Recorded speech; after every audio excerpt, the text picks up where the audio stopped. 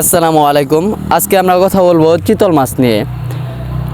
চিতল মাছের যাবতীয় যত খুঁটিনাটি বিষয়গুলো রয়েছে, পোনা মজুত করা এবং পুকুর প্রস্তুত করা এবং চিতল মাছের খাবার হিসাবে কি খাবারটা দেওয়া যায় তা নিয়ে আজকে বিস্তারিত ভিডিও জুড়ে আলোচনা হবে।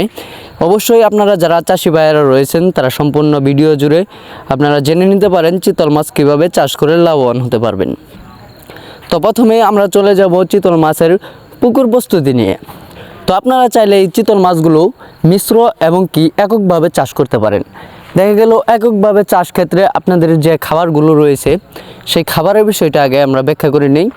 সেই খাবারটা হলো গিয়ে আপনারা যদি চিতল মাছের সাথে এককভাবে চাষের ক্ষেত্রে যদি সাদা যে তেলাপিয়াগুলো রয়েছে, হাইব্রিড যে তেলাপিয়াগুলো রয়েছে, যদি এগুলোর সাথে দিতে পারেন তাহলে এই তেলাপিয়া মাছগুলো যে বাচ্চাগুলো দিবে পুকুরে সেই বাচ্চাগুলো কিন্তু খেয়েই চিতল মাছগুলো বড় হবে। তার ফলে দেখা গেল বাড়তি কোনো খাবার প্রয়োজন হবে না। চিতল মাছ চাষ ক্ষেত্রে এই একটা বড় দিকের লাভ আমরা দেখতে পাই। তো তারপরে আমরা চলে যাব মিশ্র চাষের হিসাবটা করতে।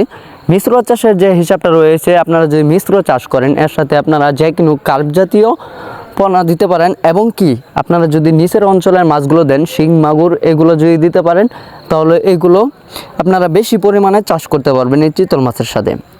তো অবশ্যই চিতল মাছ কিন্তু ছোটো ছোটো পোনা খেয়ে থাকে, বড় কোনো পোনা খেতে পারে না। তো ওই পর্যায়ে দেখা যায় চিতল মাছের সাথে আপনাদের 2 থেকে 2.5 ইঞ্চি সাইজের যে পোনাগুলো রয়েছে ওই পোনাগুলো আপনারা চাষ করতে পারবেন একসাথে।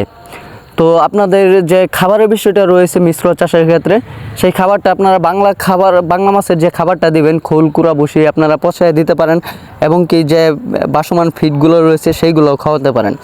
তো তারপর হলো গিয়ে পুকুরের যে বিষয়টা রয়েছে সেটা হলো গিয়ে পুকুরের চারপাশের ময়লা আবর্জনা যা রয়েছে তাগুলো পরিষ্কার করে নিতে হবে এবং কি পুকুরের শতাংশ প্রতি 1 কেজি করে চুন দিতে হবে এবং কি প্রতি শতকে আপনারা যে সারগুলো রয়েছে, বিভিন্ন কোম্পানির যে সারগুলো রয়েছে তা আপনারা আমাদের সাথে যোগাযোগ করে পুকুরে কতটুকু দিতে হবে সম্পূর্ণ জেনে নিতে পারেন।